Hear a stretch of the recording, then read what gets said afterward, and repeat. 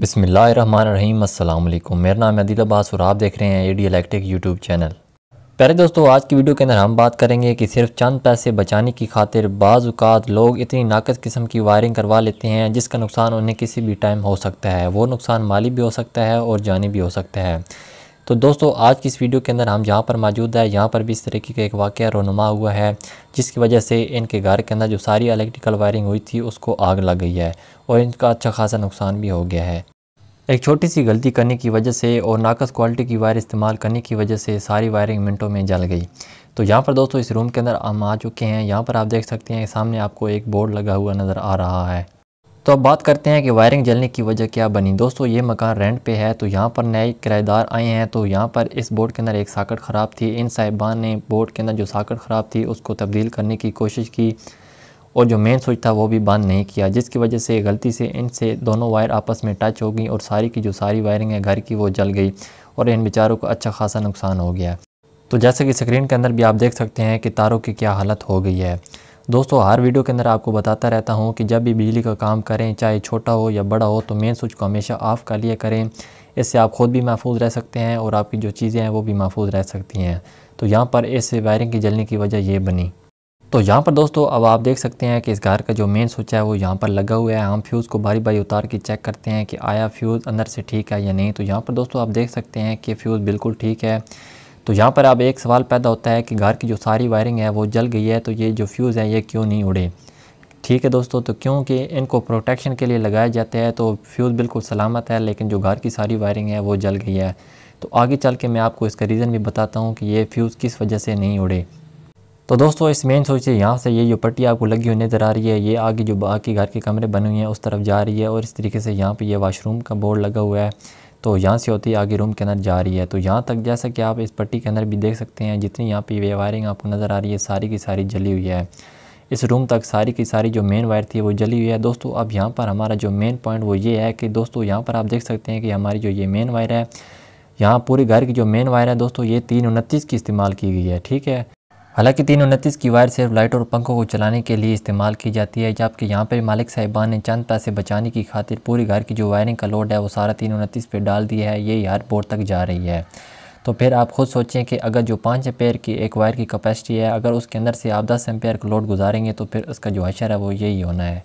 तो यहाँ पर हम दूसरे रूम के अंदर आ चुके हैं। यहाँ पर पट्टी को ओपन करके देखते हैं कि आया इसके अंदर जो वायर की कंडीशन वो कैसी है, क्या पूरी घर की वायरिंग वो जली हुई है या सिर्फ कुछ हद तक वायरिंग जली है। तो यहाँ पर हमने पट्टी का जो कवर है उसको ओपन कर लिया है।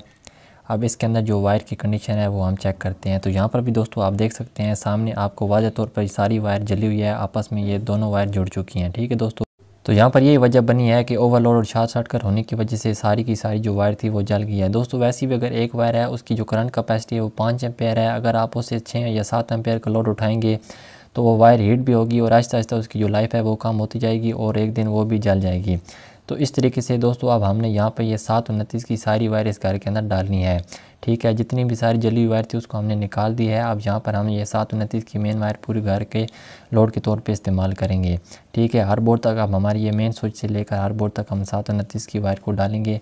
अच्छी क्वालिटी की वायर है, आसानी से लोड उठा लेती है। सामने हमारा मेन स्विच लग गया है, वहाँ से लेकर इस रूम का ये जो बोर्ड है वहाँ तक हम 229 की वायर इसके अंदर डालेंगे और इस तरीके से दोबारा फिर इस मेन स्विच से हमारी जो 729 की वायर है वो यहाँ से होती हुई इस पट्टी के अंदर से आगे जो घर के रूम बने हैं उनकी तरफ जाएगी। ठीक है दोस्तों, तो यहाँ पर दोस्तों अब आप देख सकते हैं कि 229 की जो हमने वायर थी वो मेन स्विच तक पहुँचा दी है और इसी के साथ ज्वाइंट करके जो इस रूम का बोर्ड था वहाँ तक हमने 729 की वायर को पहुँचा दिया है। तो अब इस तरीके से जो इस रूम का बोर्ड का सारा लोड होगा वो इस 729 की वायर पे होगा। अब यहीं से हमारी जो 729 की वायर होंगी ये फिर आगे जो घर के हमारे बाकी बोर्ड हैं उन्हीं तक जाएंगी। ठीक है दोस्तों, तो यहाँ पर दोस्तों एक और पॉइंट काबिल गौर है, आपने इस पर तवज्जो देनी है कि ये जो वायर आपको नज़र आ रही हैं दोस्तों ये भी 329 के हैं जो कि मीटर से आ रही हैं। ठीक है दोस्तों, इस फ्यूज़ के अंदर हमारी वायर यहाँ पे इन वायर के साथ मैंने अभी काटी हैं, यहाँ पे लगी हुई थी। जैसे कि देख रहे हैं कि जो मीटर की वायर है वो फ्यूज़ के अंदर आ रही हैं। तो जो फ्यूज़ दोस्तों था वो भी बिल्कुल सलामत है, क्योंकि घर की सारी वायर है वो जल गई है, लेकिन फ्यूज़ क्यों नहीं जला। तो यहाँ पर भी दोस्तों जो इसका कनेक्शन किया गया था वो गलत किया गया था, या इलेक्ट्रीशियन साहब की कोई गलती थी या उसको शायद याद नहीं रहा, या जैसा भी हो मामला, ये उसकी वजह से ये मसला बना है कि यहाँ पर जो मीटर की वायर थी वो फ्यूज़ के अंदर आ रही हैं और फ्यूज़ से मेन स्विच के अंदर जा रही हैं। फिर जो घर के लोड की वायर थी दोस्तों वो मेन स्विच के अंदर लगाई गई थी। तो यहाँ पर भी ये कनेक्शन उल्टा किया गया था। हालांकि जो इसका असल कनेक्शन ये होता है कि जो मीटर की वायर होती हैं उसको मेन स्विच के अंदर लाया जाता है, फिर मेन स्विच से आउट करके फ्यूज़ के अंदर लगाया जाता है, फिर जो घर की लोड की वायर होती है दोस्तों उसको फ्यूज़ के अंदर लगाया जाता है। तो फिर इस तरीके से जो फ्यूज़ होता है वो अपनी सही प्रोटेक्शन देता है। जैसे ही लोड के ऊपर खुदा न खासा कोई शॉर्ट सर्किट या ओवरलोड का मसला बनेगा तो फ़ौरन फ्यूज़ मेल्ट हो जाएगा, इससे आपकी जो वायरिंग है वो जलने से महफूज रहेगी। तो यहाँ पर ये उल्टा कनेक्शन किया गया था जिसकी वजह से जो फ्यूज़ हैं वो भी नहीं जले और जो घर की सारी वायरिंग है वो जल गई है। तो यहाँ पर दोस्तों आपने हमेशा कनेक्शन करते वक्त इस बात का ख्याल रखना है कि जो लोड की वायर होती हैं उसको हमेशा फ्यूज़ के अंदर ही लगाना है।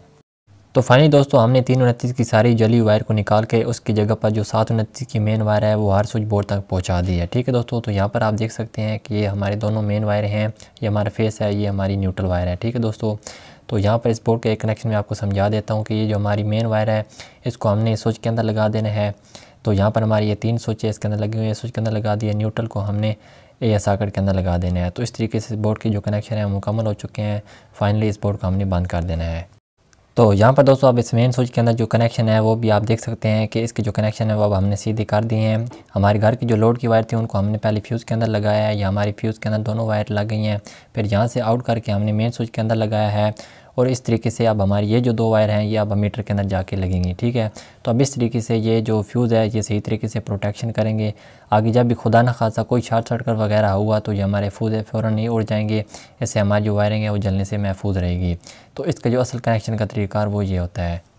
तो फाइनली दोस्तों सारी रिपेयरिंग मुकम्मल करने के बाद मेन स्विच हमने ऑन कर दिया है। तो इस तरीके से अल्हम्दुलिल्लाह बिल्कुल बेहतरीन तरीके से इस घर की जो लाइटें हैं वो ऑन हो चुकी हैं। ठीक है दोस्तों, तो यहाँ पर इस घर की जो सभी वायरिंग है बिल्कुल बेहतरीन तरीके से सारी हमने रिपेयर कर दी है दोस्तों। तो इस तरीके से चंद पैसे बचाने की खातिर बाज़ औक़ात लोगों का बहुत ज़्यादा नुकसान हो जाता है और बाद में पछताते रहते हैं। ठीक है, तो यहाँ पर भी आपने देखा कि एक सिर्फ सॉकेट चेंज करने की वजह से जो सारी वायरिंग है वो बिल्कुल जल के नकारा हो गई है, और यहाँ पर दूसरा जो मालिक मकान की नाकस क्वालिटी की वायर इस्तेमाल करने की वजह से और तीसरा टेक्नीशियन की ख़राब कनेक्शन की वजह से ये मसला पेश आया।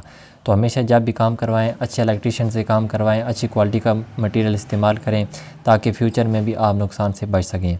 तो दोस्तों आज की ये वीडियो आपको काफ़ी अच्छी लगी होगी। अगर ये वीडियो आपको अच्छी लगी तो वीडियो को लाइक ज़रूर कर दें। चैनल को पहली बार देख रहे हैं चैनल को सब्सक्राइब करके साथ घंटी को दबा दें ताकि फ्यूचर में आपको इस तरह की वीडियो देखने को मिलती रहें। मिलते हैं नेक्स्ट वीडियो में, दुआ में याद रखिएगा। तब तक के लिए अल्लाह हाफ़िज़।